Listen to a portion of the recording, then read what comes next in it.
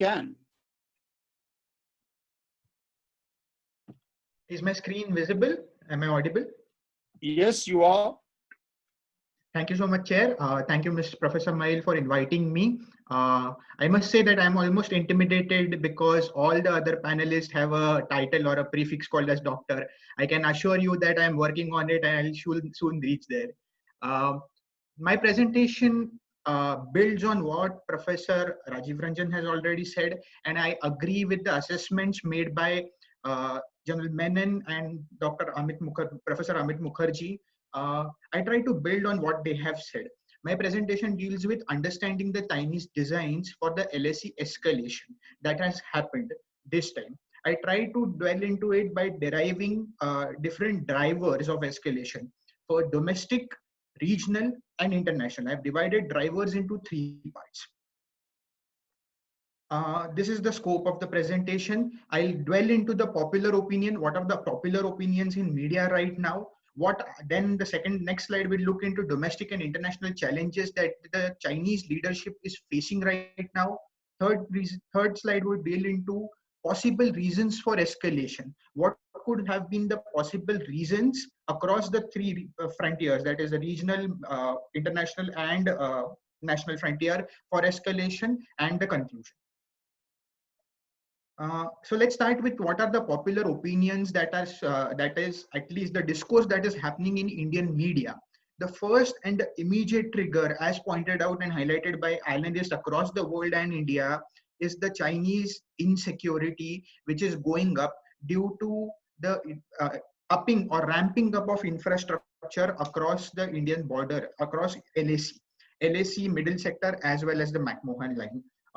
The immediate trigger this time was the DSDBO road, which was built, which, as Professor Ranjan has rightly pointed out, which has been in construction since the past 20 years. But the completion of the road last year and identification of 61 roads and upping of the infrastructure over past 2 years have certainly led to the insecurity. This is one of the popular opinions that has been floated around. The second one is an extension of post-pandemic opportunity, which is happening in and across Chinese periphery since last 5 months. I'll explain a bit of what is happening on Chinese periphery, starting in December. And this timeline goes hand in hand with coronavirus. The fallouts of coronavirus or the COVID-19 epidemic, then pandemic now, started in December, and Chinese aggression on its eastern and southeastern periphery, which includes Taiwan, Indonesia, Malaysia, Vietnam, Philippines, started with Indonesia in December. This was followed by aggression with Taiwan in January, and all other countries, especially the spike was seen in March. And we came to party, India came to party in April and May. So this can be argued, or somehow some of the scholars have argued this as an extension of post-pandemic opportunism, which China's periphery is dealing since the past 5-6 months. Third reason is the Taiwan question. Fortunately or unfortunately, India happened to be at the wrong place and at the wrong time. It's generally celebrated when India is elected to a chair of a particular international organization. This time, the Taiwan question came up at the same time when India was elected as the chairman for the organization, WHO, World Health Organization, and it had to, as reported in the media, it had to deal into a certain question of Taiwan and its dealing with the coronavirus. So being at the wrong place at the wrong time is one of the factors that has led to the escalation, is what widely argued.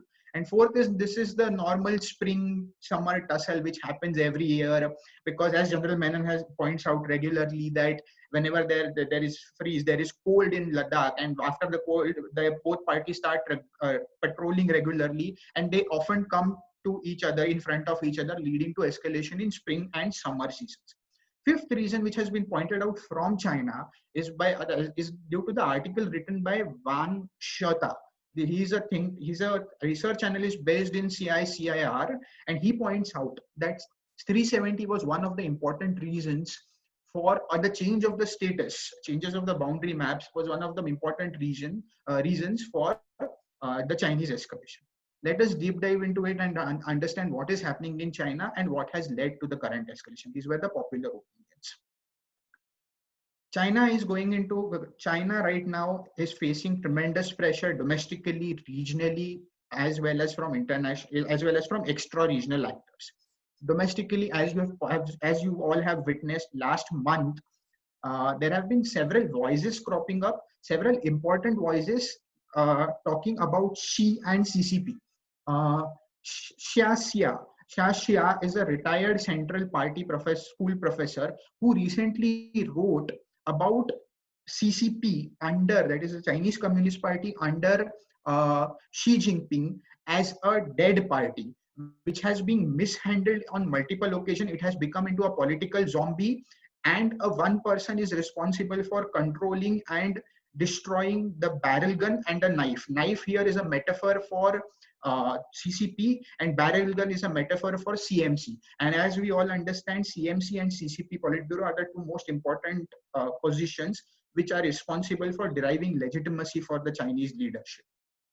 This is coupled with, if you can go back a little, Xinjiang documents, there are multiple reports in Indian and Western, primarily Western press and then in Indian press on Xinjiang. Such crucial and important documents cannot be leaked by anyone else in China. It has to be leaked from someone in the party. That is my wildest guess, because availability of such documents are not generally with the locals or less important party leaders. So there, due to Xi Jinping's corruption, there are multiple voices developing within the party, and these were manifested. Their anger was manifested in multiple ways, one of which was a representation in form of leaking of Xinjiang document. And now due to the mishandling of COVID-19 crisis in the initial stage, now they are coming out more openly up to a certain extent. We also saw last month Li Keqiang, who's their premier, and Xi Jinping. There were some reports which were later kept down between factions and problems emerging between Li Keqiang and Xi Jinping. These are the domestic crises that the People's Republic of China is going through right now. There is also economic challenge which China and the world is going through right now. And China, as GDP numbers pointed out, is in a mess right now with negative number and historic low numbers that have been pointed out. Their core interests, there are certain, every country's foreign policy is derived by core interest. In case of India, it can be Kashmir. In case of China, it's Hong Kong and Taiwan. And as Professor Rajiv Ranjan had pointed out, Taiwan's election in 2020 and Taiwan since 2016 has become very problematic for China. Also, last year proved that Hong Kong is becoming a boiling plate for China. And this year, post the period, except the period of virus where everything was almost back to normal, Hong Kong is back to action right now. So his core interests are also affected. There is a push from the US and the allies. Allies includes countries like Australia, which till 2018 were very much in toto with the Chinese leadership. But there is a increasing push from US and its allies, and more increasing push will come, which has already started from European Union as well. Yes, there are opportunities in Africa, but European Union, due to the mishandling of coronavirus, has started pushing China. So all this seen in one picture leads us to believe that CCP's legitimacy to rule, and more importantly, Xi Jinping's legitimacy to rule, is directly threatened. And if someone with an understanding, if anyone who reads minutely on China knows, the most important factor for China is the legitimacy of the leader to rule China, which it derives by handling economic growth and its core interest. So this is what is happening in and around China. How does it correlate with what is happening on LAC?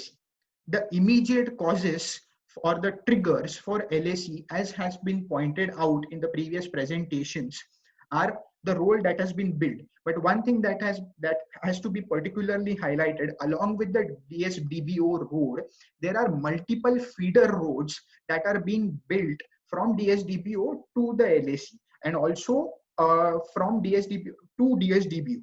Along DSDBOs was one of the roads that has been built and highlighted. There are many other, 2 or 3 other roads that I could point out, and Jagran Menon would obviously know more about it, that are under construction, which are of direct implication to Chinese on the LAC.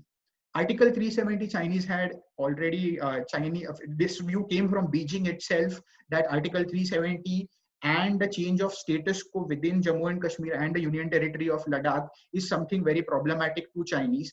And Chinese see this along with the change of road and military modernization in India, which is happening in past few years, as an assertion of Indian sovereignty over this region. This could be one of the immediate triggers that could have led to the current escalation.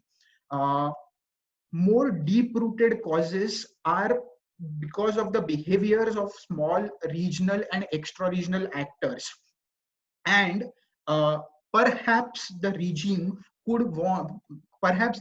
wants to prove, because all on the eastern and southeastern periphery, China is getting, due to Chinese aggression, there has been a pushback from the regional and extra regional actors. US has increased its FONOP operations. Vietnam is pushing China. Philippines, which was almost in the laps of China, again said that we want to continue its military pact with the US. So this could, in the wildest estimation, this could perhaps be one of the reasons. By dealing with one of the major countries, so India is not a pushover, by dealing with one of the major countries, China wants to prove an example, set an example, or give an example for all other regional countries that we are making business here.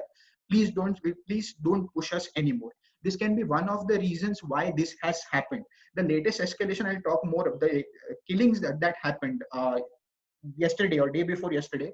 That was different, but I'm just diving into the reasons why escalation happened at the first place. Show of strength, as people have already pointed out, this is an attempt by the People's Liberation Army and the CCP to show strength and stop showing weaknesses, which were, as the vulnerabilities were predominantly highlighted in the past 6 months. This is an attempt by the CCP to show strength and point out that we are still making business, which is directly important for the legitimacy of the ruler, in Xi in particular.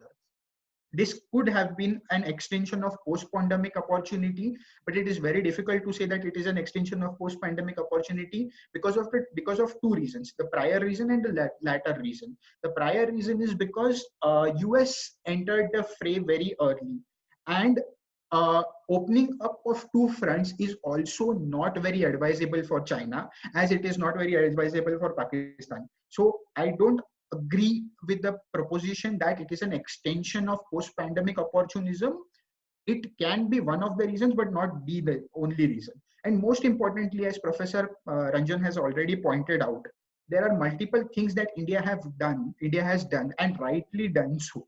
For example, India is deepening its defense ties with the United States and allies, but also with other regional countries. This includes Australia. Quad is a classic example. We were in the undersecretary level. We went from undersecretary to joint secretary to foreign secretary to foreign ministerial level.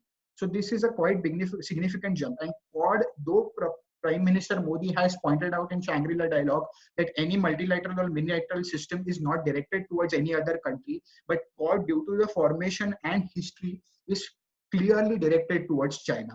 Also, other few things that India has done in the past few months include FDI norm, Article 370, Vietnam, building defense ties with Vietnam, statements on South China Sea. All these things together give us a picture that why escalation happened in the first place across the LAC. Now, the parting shot for this is the incident that happened 2 days ago was a strategic blunder on part of China. Why do I say this? Because from where I read Chinese understanding or Chinese perspective, that they were trying to escalate things to set an example for India and other countries.